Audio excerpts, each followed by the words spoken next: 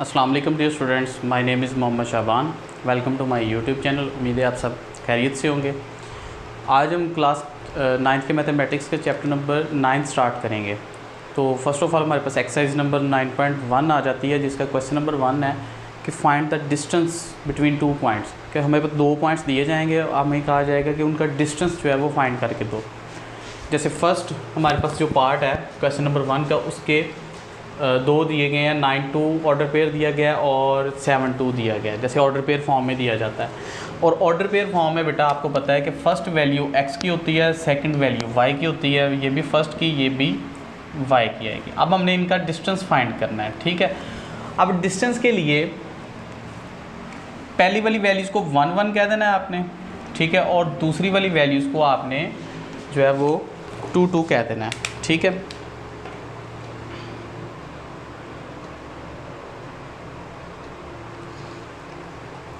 अब बेटा इसमें जो है ना, जब आप ऑर्डर पे फॉर्म में लिख लोगे, उसके बाद आपने डिस्टेंस का फार्मूला लिखना है। d is equal to square root आएगा x2 माइनस x1 आएगा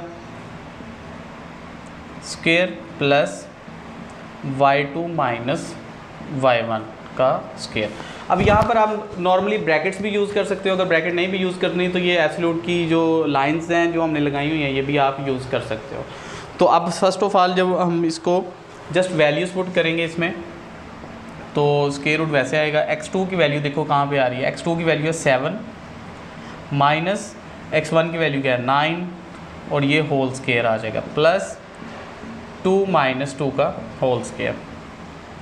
नेक्स्ट स्टेप में बेटा ये 7 माइनस 9 माइनस 2 का स्क्वायर प्लस 0, और माइनस 2 का स्क्वायर 4 होता है, और स्क्वायर रूट ऑफ 4 आएगा आपके पास 2 आ जाएगा। और ये हम क्या फाइंड कर रहे हैं, ए बी का डिस्टेंस फाइंड कर रहे हैं, ए से बी तक का। तो ये बेटा हमारे पास इसका आंसर आ जाएगा, ठीक है। इसी तरह मूव करते हैं अपने नेक्स्ट पार्ट, सी पार्ट में देख लें जो वैल्यूज़ दी हैं। -8 1 और बी में पॉइंट दिया गया है 6 1। तो इसमें बेटा आपने वही रूल अगेन हम वही अप्लाई करेंगे कि फ़र्स्ट वैल्यू जो होती है वो x की होती है, सेकंड वैल्यू y की, ये भी x की और ये भी y की। और जो फर्स्ट वैल्यू है उसमें 1-1 लगा देंगे और सेकंड वैल्यू में 2-2 लगा देंगे। उसके बाद हम फार्मूला लिखेंगे, distance formula x2 minus x1 square plus y2 minus y1 square. A B का डिस्टेंस आएगा हमारे पास। अब x2 की वैल्यू देखनी है। अब x2 ये बेटा इसलिए मैंने ये ऑर्डर पेयर की फॉर्म में आपको बता रहा हूँ कि नॉर्मली बच्चे जो है ना x2 x1 की वैल्यूज़ ही पुट करने में गलती करते हैं, तो आपने इस चीज़ से बचना है। उसका सिंपल तरीका रखें कि आपने xy लिखना है, xy लिखना है। ऑर्डर पेयर जैसे हम लिखते हैं, फर्स्ट वैल्यू को 1-1 कह देना है, सेकेंड वैल्यू को 2-2 कह देना है। अब यहाँ पर x2 की वैल्यू क्या आ रही है, 6 आ रही है, माइनस x1 की वैल्यू है -8 है, तो यहाँ पे हम -8 लिख लेते हैं, और ये सारी वैल्यू का क्या आ जाएगा, स्क्वायर आएगा, plus y2 minus y1 1 minus 1। Next step में 6 प्लस 8 का होल स्क्वायर आ जाएगा प्लस 0, वैसे ही 14 का स्क्वायर, और स्क्वायर रूट से कैंसिल आउट, और ये हमारे पास ए बी जो है डिस्टेंस आ जाएगा 14, ठीक है। नेक्स्ट हमारे पास आएगी value D. Part number D देख लेते हैं। उसकी जो हमारे पास वैल्यूज़ हैं तो वो दे रहा है -4 स्क्वायर रूट 2, और दूसरी वैल्यू है -4 -3, ठीक है। अब वही काम हम अगेन करेंगे। फर्स्ट वैल्यू को x1 y1 x2 y2, distance formula लगाएं, x2 माइनस x1 का square plus y2 minus y1 का स्क्वायर, और ये सारी के ऊपर स्क्वायर रूट आएगा। जस्ट वैल्यूज़ पुट करनी है, -4 और ये माइनस माइनस +4 का square plus -3 minus square root 2 का होल स्क्वायर, और ये सारी का स्क्वायर रूट आ जाएगा। नेक्स्ट स्टेप में बेटा ये मेरे पास आएगा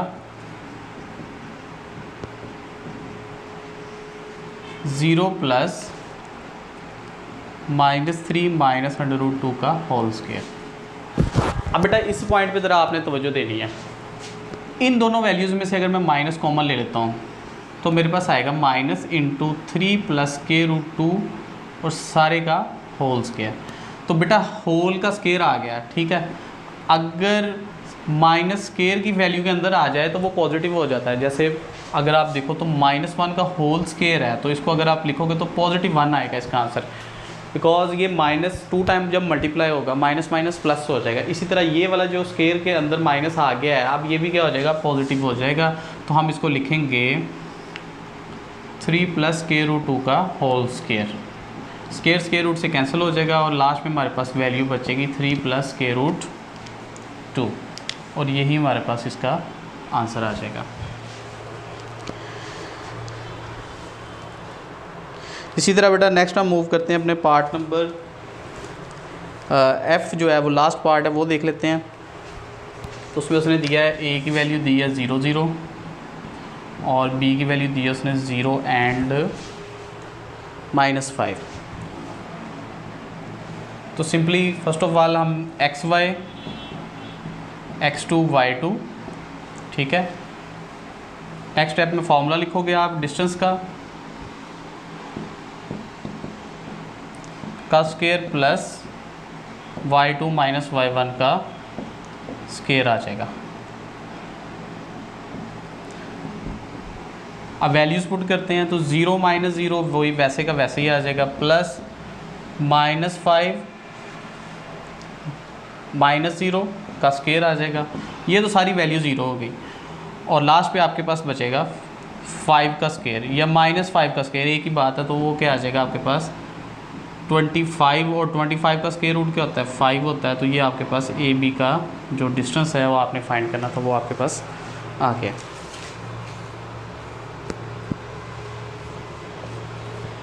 नेक्स्ट बेटा मूव करते हैं अपने क्वेश्चन नंबर 2 की तरफ।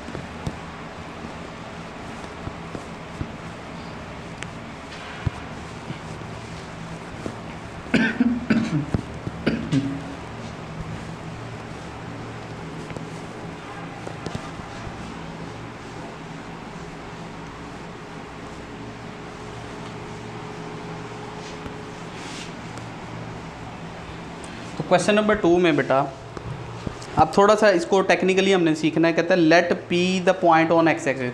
फर्स्ट ऑफ ऑल हम यहाँ पर ग्राफ ड्रा करते हैं। ये हमारे पास एक्स एक्सिस, ये हमारे पास वाई एक्सिस है।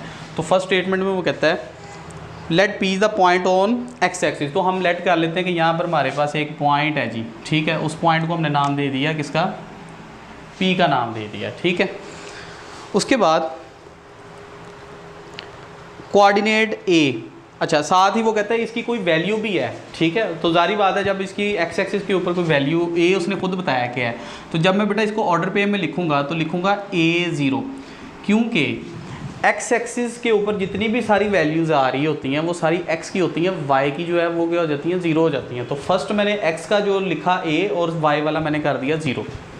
इसी तरह नेक्स्ट हम वाई एक्सिस पे आते हैं। तो वो कहता है and the point on Y axis with Y coordinate, अच्छा Q है, उसका नाम उसने रखा है Q, कि जैसे यहाँ पर P पॉइंट रखा उसका नाम और यहाँ पर कोऑर्डिनेट उसने A दिया, तो Y एक्सिस के ऊपर उसने नाम रख दिया इसका Q और उसके जो साथ उसने कोऑर्डिनेट उसको दिया वो है 0B, क्योंकि जैसे यहाँ पर Y वाला फैक्टर जो है वो 0 है और यहाँ पर X वाला जो वर्टिकली जो हमारे पास लाइन वाई एक्सिस की है वहाँ पर जो एक्स एक्सिस के अलोंग जो वैल्यू आ रही होगी वो 0 होगी, क्योंकि लाइन के ऊपर पॉइंट आ रहा है, ठीक है बेटा। तो ये मेरे पास जो डिस्टेंस है, उसके बाद उसने क्या बोला find the distance between P and Q. ये बेटा जो डिस्टेंस है ना हमने फाइंड करके देना है कि यहाँ से लेके यहाँ तक का जो डिस्टेंस है वो कितना आ रहा है।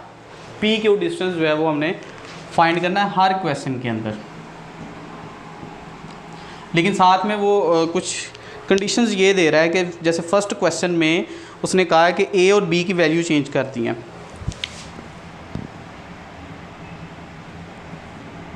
तो ए की वैल्यू उसने रखी है 7 और बी की वैल्यू रखी है उसने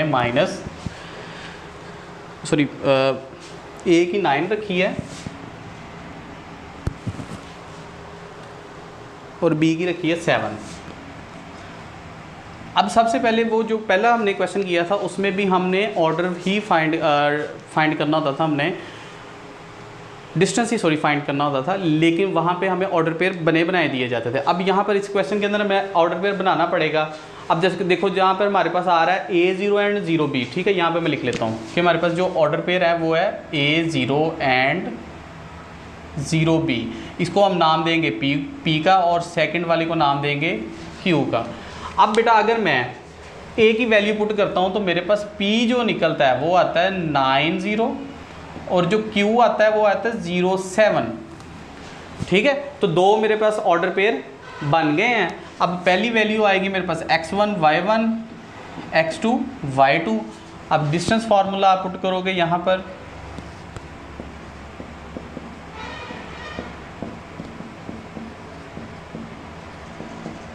ठीक है, ये मेरे पास आ गया।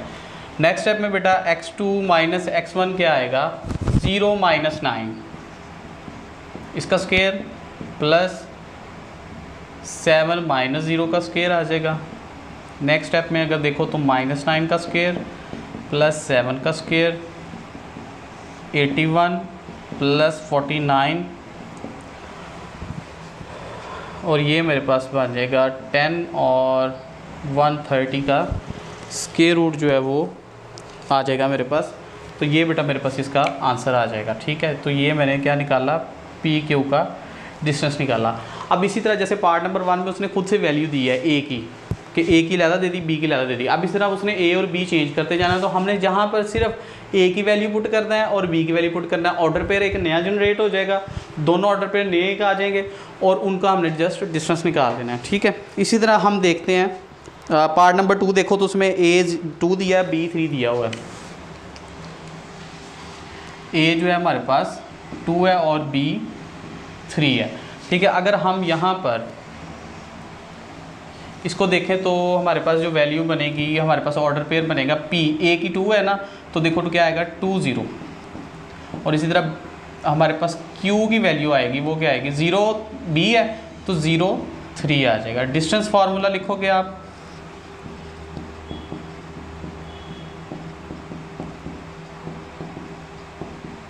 ठीक है। तो ये आ गया मेरे पास x की 2 क्या आएगा। अब वही काम करेंगे हम, ये पहला x है, y है, x1 y1 x2 y2, ठीक है, ये मेरे पास आ गया। तो x2 की वैल्यू क्या है, 2 माइनस 0 का स्केयर प्लस 3 माइनस 0 का स्केयर आ जाएगा। लास्ट पे बेटा -2 का स्केयर प्लस 3 का स्केयर 4 प्लस 9 विच इज़ इक्वल टू आपके पास जो डिस्टेंस आएगा P ऑफ Q का वो आएगा √30, ठीक है। ये आपका आंसर आ जाएगा, ठीक है। इसी तरह नेक्स्ट हम देखते हैं इसका पार्ट नंबर 5 देख लेते हैं, जिसमें A की वैल्यू जो है दी गई है हमारे पास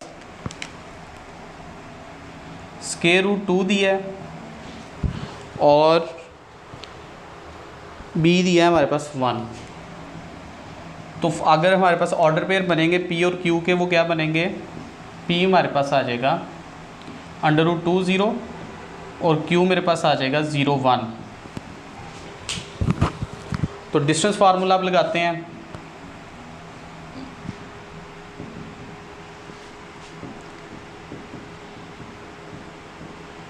square plus y2 minus y1 का स्केयर, इसके बाद PQ हमारे पास जो आएगा डिस्टेंस, x2 की वैल्यू देखें क्या है, x2 हमारे पास आ रहा है 0 माइनस √2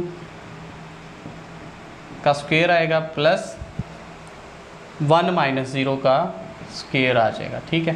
तो नेक्स्ट स्टेप में हमारे पास आएगा माइनस √2 का स्केयर प्लस 1 का स्केयर, तो 1 का स्केयर तो 1 ही होता है, तो ये हमारे पास आ जाएगा 2 प्लस 1। तो लास्ट में हमारे पास आंसर आएगा √3।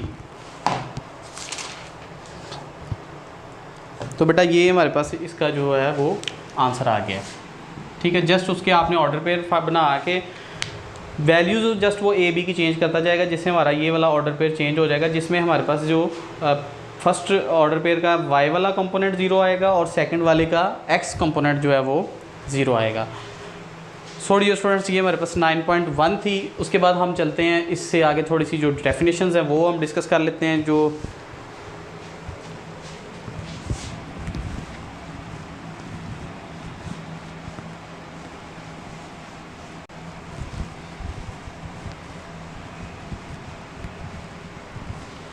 तो डेफिनेशंस में हमारे पास सबसे पहले आती है कोलिनियर पॉइंट्स।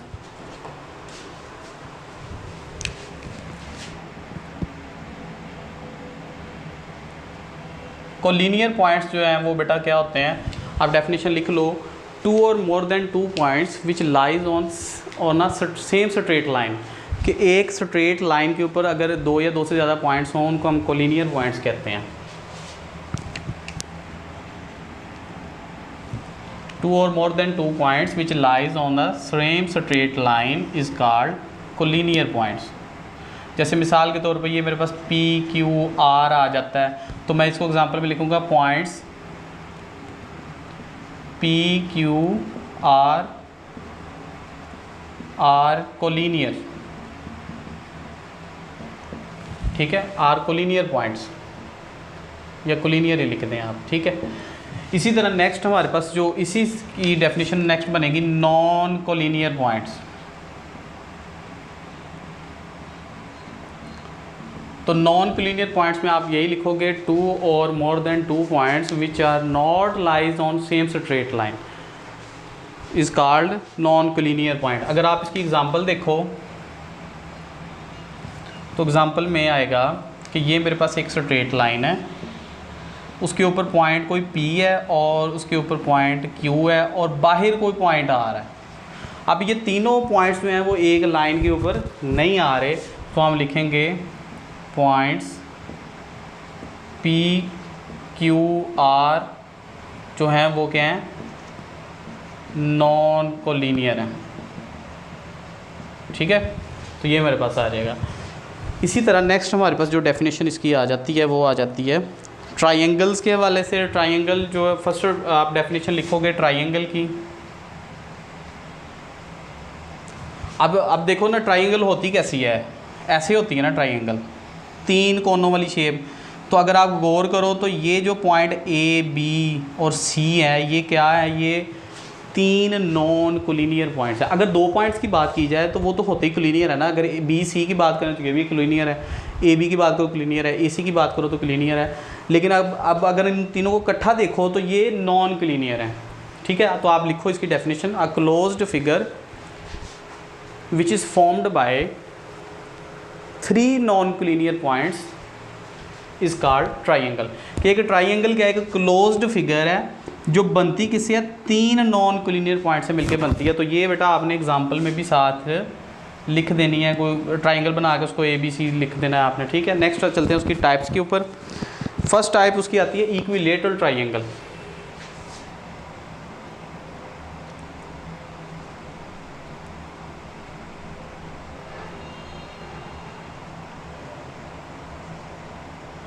जो बेटा इक्विलेटरल ट्रायंगल होती है, आप लिखें a triangle which haves all sides are equal, जिसकी तमाम साइड्स क्या हों, a triangle in which all sides are equal, उसको हम कहते हैं इक्विलेटरल ट्रायंगल। और वो बनती भी इसी तरह ही है। तो इसकी प्रॉपर्टी क्या है कि इसकी तीनों साइडें जो हैं बराबर हैं। फॉर एग्जांपल मैं इसको लिखता हूँ 5 सेंटीमीटर, ये भी 5 सेंटीमीटर की है, ये भी साइड 5 सेंटीमीटर की है, ठीक है। तो ये मेरे पास क्या है, इक्विलेटरल ट्रायंगल है। अच्छा, इक्विलेटरल ट्रायंगल के अंदर आपने एक बात ख़ास तौर पे ख्याल रखनी है, एडिशनल चीज़ है वो आपने याद रखनी है कि अगर साइडें इक्वल हैं, साइड्स इक्वल हैं, तो इसके एंगल्स भी इक्वल होंगे। तो वेरी इंपॉर्टेंट MCQs है, the sum of internal angles of any triangle is equal to 180 degree.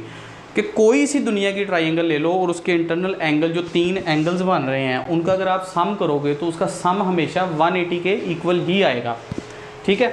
कि यहाँ पर अगर मैं बात करूँ कि angle A plus angle B plus angle C equal to किसके होगा, 180 डिग्री के।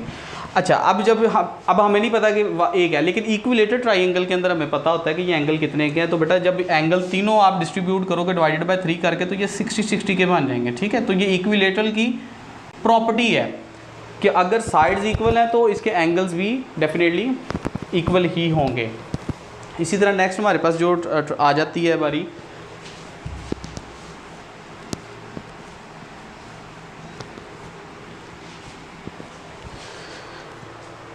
आइसोसेलेस ट्राइंगल है। आइसोसेलेस में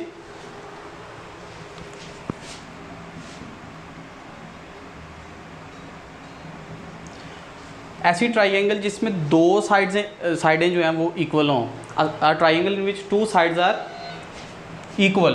तो आप इसको जैसे भी इसको ड्रा करके आप लिख दो कि ये 5 सेंटीमीटर है, ये भी 5 सेंटीमीटर है, ये 3 सेंटीमीटर है, और इनके नाम दे दोगे आप ए, बी और सी। ठीक है, इनको आपने याद रखनी है पॉइंट्स। तो ये फर्स्ट हो जाएगी और ये सेकंड। इसी तरह ये बेटा एग्जांपल में आपने ये लिखनी है, ये ट्रायंगल जो है ना ये एग्जांपल के अंदर आएंगी ये। ठीक है, जब भी आपने डेफिनेशन लिखनी है डेफिनेशन के साथ एग्जांपल लाजमी लिखें। नेक्स्ट आएगा right angle triangle.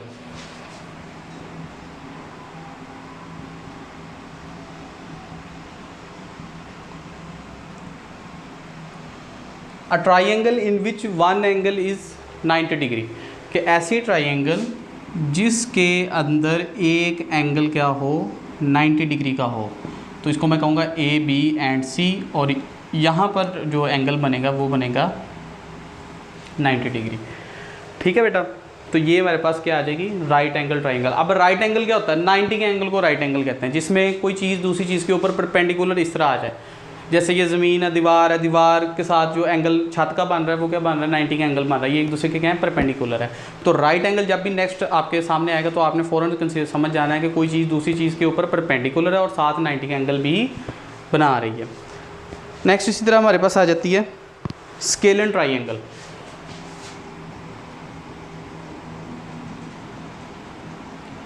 A triangle in which all sides are different, कि ऐसी ट्राइंगल जिसकी तमाम साइडें क्या हो डिफरेंट हो। ठीक है, थोड़ी सी आप इसको टेढ़ी मेढ़ी सी जैसे भी आप बनाना चाहें, तो ये 3 सेंटीमीटर, 5 सेंटीमीटर, 7 सेंटीमीटर इसको दे दें नाम। ये पॉइंट ए है, ये बी है और ये सी है, तो हम इसको कहेंगे कि ये हमारे पास क्या है स्केलन ट्राइंगल है। तो बेटा ये एग्जांपल्स हैं इनकी। ठीक है, तो ये एग्जांपल लाजमी आपने जो है ना वो इनके साथ लिखनी है। ठीक है, नेक्स्ट हम मूव करते हैं। स्केलन ट्राइंगल के बाद आ जाता है हमारे पास स्क्वायर आ जाता है। तो स्क्वायर बेटा देखो हमने पढ़ा हुआ है प्रीवियस क्लासेस के अंदर भी कि ऐसी 4 कोनों वाली शेप जो जिसकी तमाम साइडें बराबर होती है, तो वही हमने लिखना है।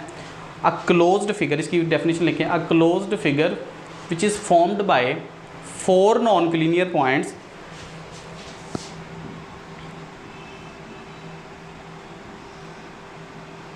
a closed figure which is formed by 4 non-collinear points having all sides are equal,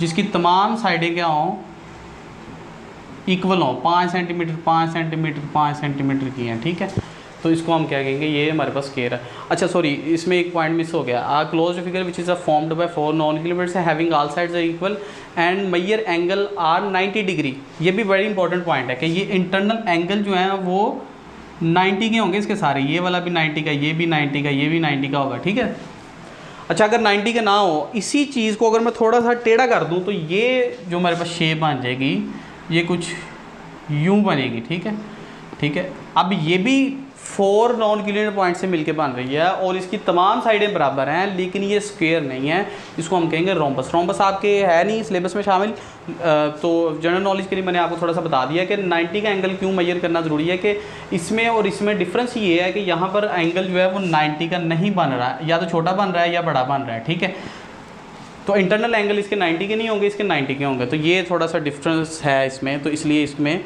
आपने ये भी लिखना है measure of each angle is 90 degree. Next हम मूव करते हैं रेक्टेंगल की तरफ।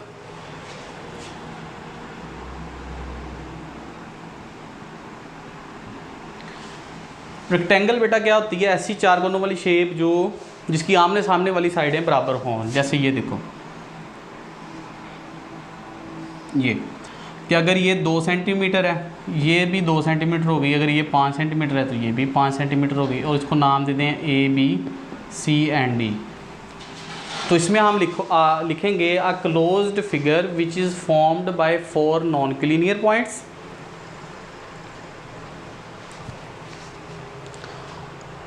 ठीक है, नीचे पॉइंट नंबर 1 लिखो, ऑपोजिट साइड्स आर इक्वल।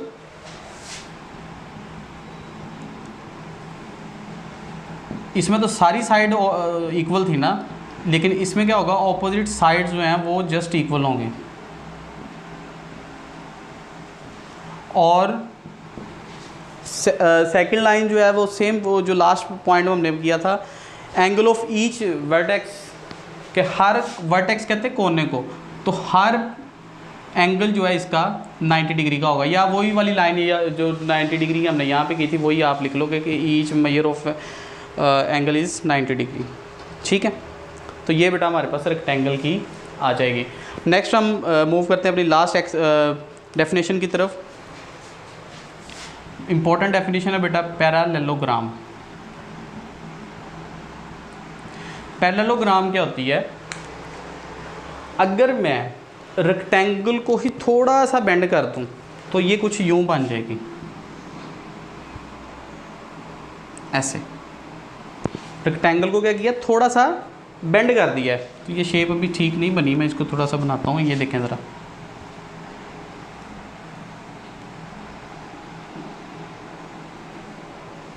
जी ये रेक्टेंगल थी, रेक्टेंगल को मैंने क्या किया, थोड़ा सा बेंड कर दिया। अब होगा क्या, होगा ये कि ये भी 4 कोनों से मिलके बनी थी, ये भी 4 नॉन कोलिनियर पॉइंट से ही मिलके बन रही है, ABCD। और इसके भी ऑपोजिट साइड्स क्या हैं, इक्वल हैं, कि अगर ये 5 सेंटीमीटर है तो ये भी 5 सेंटीमीटर, ये 2 सेंटीमीटर है तो ये भी 2 सेंटीमीटर होगी।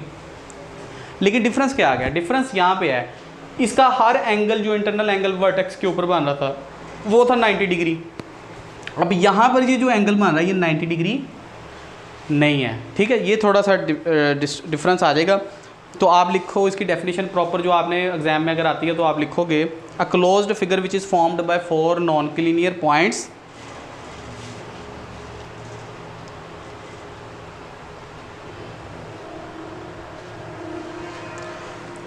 Opposite sides are congruent. First point आप यहाँ पे लिखो, ऑपोजिट साइड्स आर कॉन्ग्रुएंट।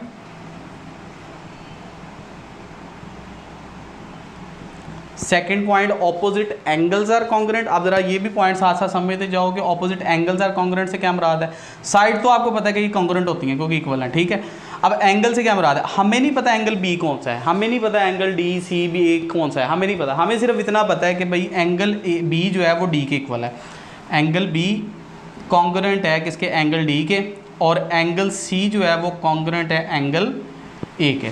ठीक है बेटा, तो सेकंड पॉइंट जो पैरेललोग्राम में आएगा कि opposite angles are congruent. First था opposite sides are congruent, second one is opposite angles are congruent. उसके बाद आप लिखोगे diagonals are bisect to each other.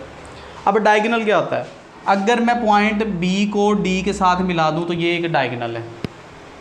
ठीक है, अच्छा अगर मैं सी को ए के साथ मिला दूं तब भी ये एक क्या है, डायगोनल है। ठीक है,